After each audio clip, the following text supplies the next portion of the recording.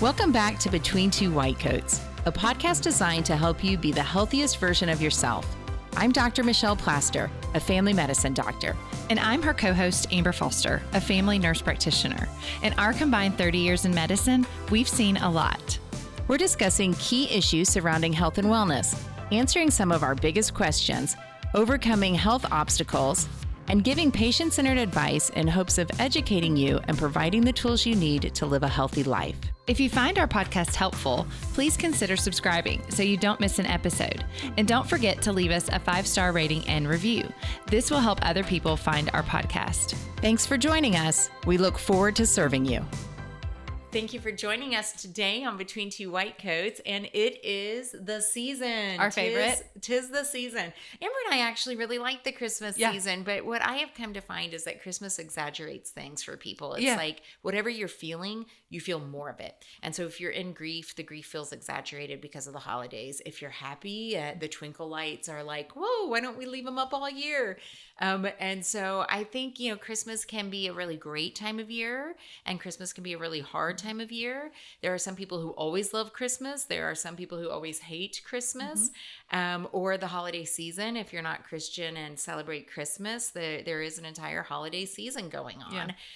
And so we just really want to head on address what's going on during this holiday season, and what are some of the things that you might be able to think about and be more intentional about how you care for yourself, and how you kind of wrap your brain around the holiday season. So we're going to talk about some wellness trends. Which if you've listened to the podcast this entire year, we've done several episodes of like home wellness and like trending wellness and back to school wellness. And so obviously we're passionate about wellness. So we were like, why not holiday wellness? That's right. And I think really if we're not thinking about how to take care of ourselves during the holidays, then we will not be taking care of ourselves during the holidays. Yes. So if we can bring just a little bit of focus to you on how to take care of yourself through the holidays, that's what we're trying to do. So I'm going to list the first one. Okay. It's calm and cozy holiday. I love it because normally what we have is frantic and hectic Hustle and holiday. Bustle. Yes. What are the things? Oh, is there a Christmas choir concert for the kids? Oh, and then we're supposed to go see these lights, and we've got to check in on this family member. And then there are 14 Christmas parties spread throughout gifts 3 we weeks. have to buy. Yes. And so I think we can really start getting into the, oh my gosh, it's Christmas and it's too hectic. And that's not what it's really supposed to be. So what if you just go, okay, calm and cozy through the holidays? Like it just makes me want to snuggle. Yes. What would that look like? Is that like fire? Is that a fire in the fireplace? And get out your big cozy blankets, cozy Christmas blankets.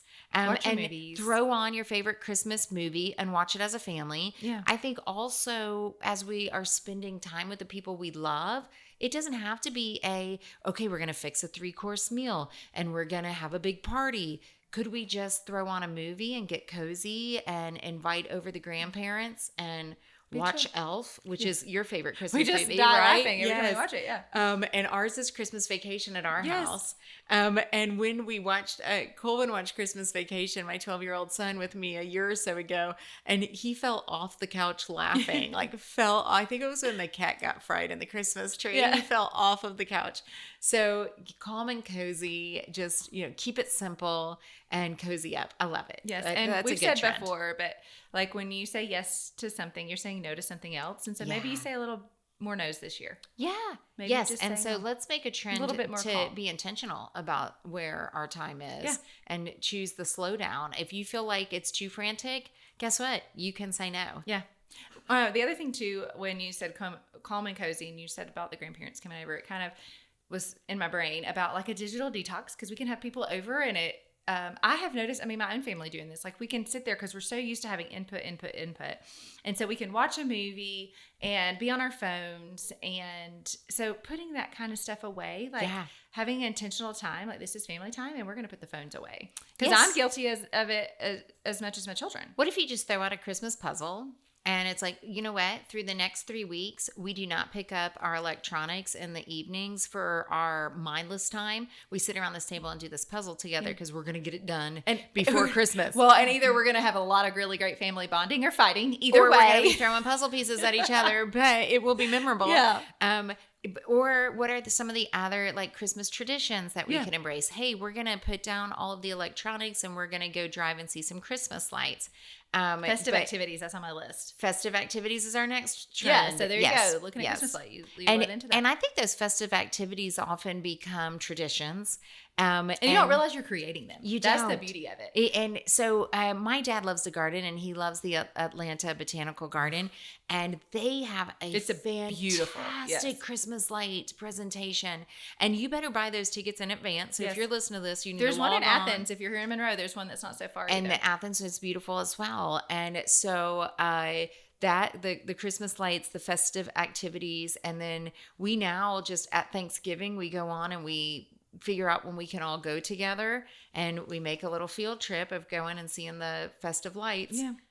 But those Christmas festivities can be, a fun pile in the car, go do something easy. It doesn't have to be super organized labor Well, and one of the other ones was experience over wellness. I mean, I'm sorry, over wellness. Don't do that. Right, experience over you stuff. You are experiencing being overwhelmed. So what can we do instead? Yes, experience over stuff. Yes, so like instead of like buying a lot of gifts that you're going to end up tossing or. Yes. And you're old when you're judging the next generation and you're calling them millennials or Zs or things like that, which I do all the time now. And so I will, there's frequently the conversation about how the millennials and Zs care about experiences over actual having a big house or having an expensive car. Yeah. They want to travel. They want to do. Mm-hmm. And they're not wrong. Yeah. I love that. Yes. As we judge these people, let's actually go, let's learn from them. And so what if you never know what to buy someone and instead you go, how would you like to spend time together? Or what if we were to plan something for next year? You don't have to try to cram it all in during the holidays when the calendar is really full, but you could say for our Christmas gifts to each other, let's plan something for next year. Maybe we're going to go to a concert together. Like maybe you have a group of friends that you don't know what to buy each other, or you don't know how to, show love during the holiday. Everyone has what they need. And so you go, instead, what would be an experience that we might all commit to? Maybe we're all going to get together at someone's house. Maybe we're going to plan a pajama party for us adults, or a trip or whatever it might be, but experience over stuff. Yeah. And for your kids too. Yeah. What about, financial wellness is on the list for Christmas wellness. I think this is something important to keep in mind because normally Christmas is financial illness, not financial wellness. We feel as though we have to show up with so many gifts and it seems like it gets bigger every year. And sometimes we don't have the finances to do all that. And it's all the shopping and all the spending. And then comes January and you really are trying to navigate all that you spent in December. So I think really looking at, well, what's our budget for the holiday? And how will we do that? And is it necessary to buy, spend? Or can we give small gifts that are actually thoughtful, meaningful, and memorable? And not have to spend a lot of money. So I think looking at your financial wellness, reprioritizing and realizing that giving doesn't have to be stuff. Yeah. It can be experiences. It can be doing things together. It can be a really thoughtful card. A homemade something like making cookies for people is just a wonderful way to, share Christmas love. Because the truth is like, how much more stuff do we actually need? We don't. Amazon got you all the stuff and you got it for yourself. All year long. Yeah. And so there's so many ways to be thoughtful and to show that you appreciate someone that doesn't have to impact your bank account. Yeah. And so if you tend to find yourself in January having regret about December, rethink it this year. Do it different. You don't have to do that. The people that love you aren't expecting that. And if they are expecting you to buy them expensive stuff, then you might need to find someone else to love. That's just not cool. Another wellness is it says body recovery and like health and wellness as far as like having a plan for be nutrition and exercise during the holidays, because that kind of gets shuffled around. Yeah, and I think we tend to go, not in December, not taking care of myself in December, but you absolutely can enjoy the things that you want to eat and then still get some exercise in. You can find festive ways to move. So maybe you go ice skating, maybe you go sledding, maybe your family takes a ski trip and you enjoy some snow and You other do things that are festive. 5K, during the holiday, there's the a lot of turkey places. trots and all those kind of fun things that they have Yes. during the holidays. Yes. So yeah, I think ways to be moving, ways to think about your nutrition, have what you want as far as your Christmas cookies and your treats, but you don't have to eat the whole cookie platter. You can choose a couple of your favorites and then revisit on a different day for more. Yeah. Another thing's gratitude, which is near and dear, especially to your heart. Yes, I just think it reframes everything. I read a research study once that your brain can't think about what's wrong while it's thinking about what's right. It's just impossible. You can't do it. And so many times when we start getting things pulled away from us during the holiday season, we've got to refocus and think about what we're grateful for. Think about the reason for the season and all of those type things. And so you could even have a fun family game where it's like every day we're going to write down something that we're thankful for and throw it in this jar.